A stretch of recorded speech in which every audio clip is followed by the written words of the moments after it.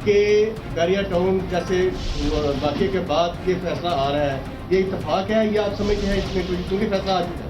देखिए, गुजारिश ये है कि ये फैसला हम तो इस पे क्या कमेंट करेंगे, आपने खुद कमेंट किया है और बाकी कौम इस पे फैसला करेगी, ये फैसला देगी, अपनी राय देगी। No comment. भाई लेडीज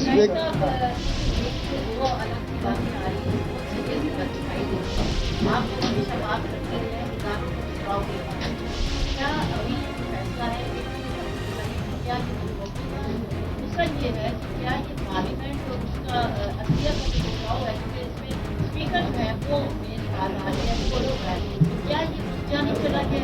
और इस पर असेंबली में डले के जो करारदाद मंजूर की असेंबली ने बजट के बाद डिस्कस की रूलिंग और पार्लियामेंट, अब ये वादादार अदारा कौन है और इस वक्त मुल्क में सिचुएशन क्या है? देखिए, इसी बात के लिए हमने मुशावरत करनी है अपने जो कानूनी मशीर है उनसे भी और अपने सियासी दोस्तों से भी। वो मुशावरत करने के बाद इसलिए मैंने कहा है ना कि हमारे तहफ़्फ़ुज़ात हैं, वो तहफ़्फ़ुज़ात रखते हुए हम ये बातें कर रहे हैं। साहब अभी टेक्निकल रिपोर्ट पे आप कह रहे हैं कि प्राइम मिनिस्टर नहीं रहे तो इस वक्त मुल्क का चीफ वर्कर के तौर पे कौन चला रहा है, कौन चलाएगा? अभी 24 घंटे अगले जो हैं आप देखिए, एक फैसले के बाद तातुल आया है, उस तातुल का फौरी तौर पे इलाज करने के लिए जब हमारी मुशावरत हो जाती है तो फिर पार्लियामेंट ही उसका फोरम है, जो भी रास्ता होगा वो आपसे इस फैसले पे जो सदा प्रेसिडेंट ऑर्डिनेंस जारी करेंगे या नॉमिनेशन होगी न्यू पीएम के लिए? देखिए, इस तरह के टोटल जो ऑर्डिनेंस जारी करने का इसकी टोटल हम कैटेगोरिकली इसकी नफी कर रहे हैं। हमने कहा है कि कोई ऐसी बात नहीं है। हम अपने कानूनी मशीरों के साथ और अपने सियासी इत्तेहादियों के साथ मुशावरत के बाद आइंदा का लाए अमल आपसे शेयर करेंगे। अभी हम यूनिलैटरली पीपल्स पार्टी अपने तौर पर सारे फैसले नहीं कर रही। इस फैसले के बाद जो वजीर आजम साहब की नाअहली की सजा सुनाई गई है, इसको सदर साहब पार्डन कर सकते हैं, क्या आपकी तरफ से कोई ऐसी तजवीज़ है? पार्टी के ने कोई ऐसी तजवीज़ जो है ये पेश नहीं की। आज की सेंट्रल एग्जीक्यूटिव कमेटी में ये फैसला हुआ है कि सेंट्रल एग्जीक्यूटिव कमेटी ने अपनी तमाम ताकत और जो डिसीजन मेकिंग है वो उन्होंने शरीक चेयरमैन को सौंप दी है कि वो मुल्क के सियासी हालात को मद्देनज़र रखते हुए जो रास्ता भी कानूनी तौर पर या कॉन्स्टिट्यूशनली या पॉलिटिकली वो इख्तियार करते हैं, तमाम पार्टी उनके साथ खड़ी हो। नकल आप कर लीजिए, नेक्स्ट आप पाकिस्तान पीपल्स पार्टी सुप्रीम कोर्ट के आज के फैसले को तस्लीम करती है या नहीं? क्योंकि कायरा साहब ने तो कह दिया कि वजीर आजम एक मिनट सर, और वजीर नहीं रहे। देखिए, गुजारिश ये है, मेरा और बदर साहब का जवाब अलग नहीं है। हमने पार्टी का जवाब दे दिया, आप हमसे अलग अलग इसका जवाब तलब कर रहे हैं। थैंक यू जी। कायरा साहब ये फरमाइएगा कि इस वक्त न कोई वज़ीर आज़म है न काबीना है, तो बड़ा अहम वक्त है, कोई मुल्क में कोई इंतजामी वक्त नहीं है, तो आप क्या समझते हैं कि कब तक आपकी मुशावरत मुकम्मल हो जाएगी ताकि इस बहरान को दूर किया जा सके? जी, हमने तो फौरी तौर पे मुशावरत शुरू कर दी क्योंकि सीईसी की मीटिंग हमारी ऑलरेडी जारी थी, उसमें ये फैसले हमने किए हैं। अब इत्तेहादी जमातों के सरबराहान को बुलाना है, उनसे मुशावरत करनी है, अपनी पार्लिमानी पार्टी से मुशावरत करनी है और फिर आगे का लाए अमल तय करना है। तो हमने उसके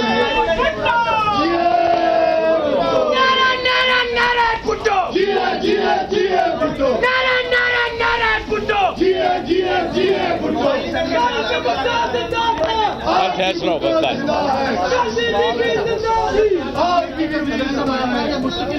देखिए, एक सेकेंड, ये देखें, पहली चीज़ ये है कि आज इत्तेहादी पार्टियों के साथ जब इजलास होगा तो उस पर यह तय पाया जाएगा कि हम किस दिन जो है नेशनल असम्बली का इजलास बुला रहे हैं। तो और उसमें जब ये फैसला होगा तो उसमें बाकी फैसले भी लाए अमल के हो जाएंगे कि हमने किस तरह स्टेप वाइज जो है इस जमहूरी अमल को बचाना है और इसको जो है इंतखाबात तक लेके जाना। ओके, मैं आपको ये बता दूं कि सदर मुमलिकत ने आपका दौरा मंसूख कर दिया। Care taker prime minister constitutionally सिर्फ इंतखाबात के लिए होता है, इसका फैसला बाद में करेंगे। आप एक उधर से भी सवाल ले लें।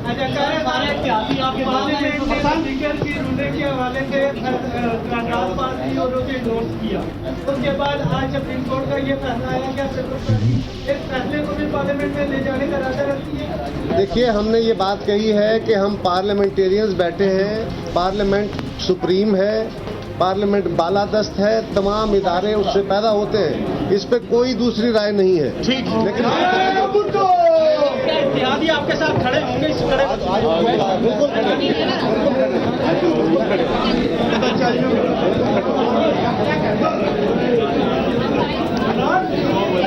पाकिस्तान पीपल्स पार्टी की मरकजी मजलिस आमला के इजलास के बाद पाकिस्तान पीपल्स पार्टी के सेक्रेटरी जनरल जहांगीर बदर, सेक्रेटरी इत्तलात कमर जमान कायरा और राजा परवेज अशरफ मीडिया से गुफ्तगू कर रहे थे। इस दौरान पीपल्स पार्टी के दीगर सरकर्दा रहनुमा भी उनके साथ मौजूद थे। इस गुफ्तगू में उनका कहना था कि तमाम पार्टियों से हम मुलाकात करेंगे और मुशावरत करेंगे और उसके बाद फैसला करेंगे। और सेंट्रल एग्जीक्यूटिव कमेटी के आज होने वाले इजलास के दौरान ही ये खबर आई थी कि सुप्रीम कोर्ट की जानिब से ये फैसला लिया गया है कि वज़ीर आज़म सैयद यूसुफ रज़ा गिलानी नाअहल करार दे दिए गए हैं। ताहम उनका ये कहना था कि सेंट्रल एग्जीक्यूटिव कमेटी मरकज़ी मजलिस आमला ने तमाम इख्तियारात पार्टी के को चेयरमैन और मुल्क के सदर मुमलिकत आसिफ अली ज़रदारी को सौंप दिए हैं और आज होने वाले इत्तेहादी जमातों के इजलास में मुशावरत से कानूनी और सियासी लाहे-ए-अमल का ऐलान किया जाएगा। उनका मज़ीद कहना था कि तहफ़्फ़ुज़ात हैं मगर कानूनी और सियासी मुशावरत के बाद ही लाहे-ए-अमल हतमी लाहे-ए-अमल लाया जाएगा। पीपल्स पार्टी की जानिब से कारकुनों को सब्र की तलकीन की गई है। साथ साथ उनको ये भी कहना था कि दारुल हुकूमत के इर्द गिर्द सूबाई हुकूमत की जानिब से स्पॉन्सर्ड मुजाहरे किए जा रहे हैं और अगर पीपल्स पार्टी की हुकूमत ने अपने कारकुनों को सब्र की तलकीन न की तो मुल्क अनारकी की जानिब और खाना जंगी की जानिब चला जाएगा।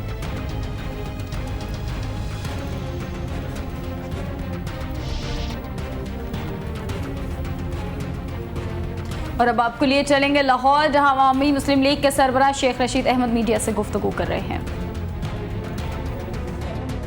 मैं कानूनी इस नुक्ते पे रिजर्वेशन अभी रखता हूँ, इस पे कोई लीगल आदमी बात करे तो ज़्यादा मुनासिब है, क्योंकि मसले ऐसे थे डोगर केस के भी जो मान लिए गए थे बाज नहीं माने गए थे।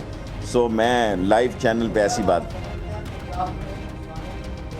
मैं ये नहीं कहता, लोग खुद निकले हैं, लोग तंग आके निकले हैं। मैं ये बात मानने के लिए तैयार नहीं हूँ कि शहबाज शरीफ या नून मुस्लिम लीग लोगों को सड़कों पे ला रही है, और मुझे इस बात का डर है कि बगैर लीडरशिप के लोग निकल रहे हैं। ये बड़ी ख़तरनाक बात है। MPA MNA इस तहरीक को होल्ड करें, वरना ये किसी और तरफ निकल जाएगी, वरना ये उनके घरों की जाएगी। बेहतर यह है कि वो इसका झंडा उठा लें, वो इसमें शामिल हो जाएं।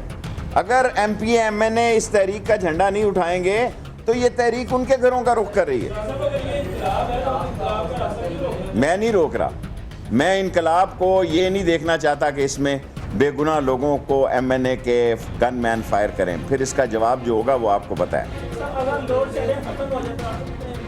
नहीं, मैं तो सिर्फ लोड शेडिंग की बात नहीं कर रहा, लोड शेडिंग भी ख़त्म होनी चाहिए, दूसरे मसले भी हल होने चाहिए।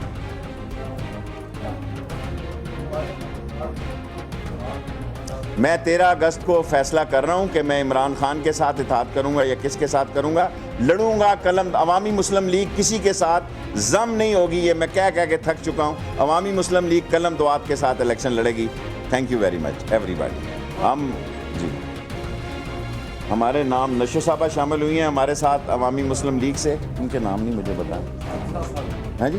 गुमन साहब दसा ना, मैंने तो लाहौर में पाकिस्तान अवामी मुस्लिम लीग के सरबराह शेख रशीद अहमद मीडिया से गुफ्तगू कर रहे थे। कुछ मजीद खबरें भी बुलेटिन में शामिल करेंगे, फिल वक्त एक ब्रेक लेंगे। देखते रहिए CNBC पाकिस्तान।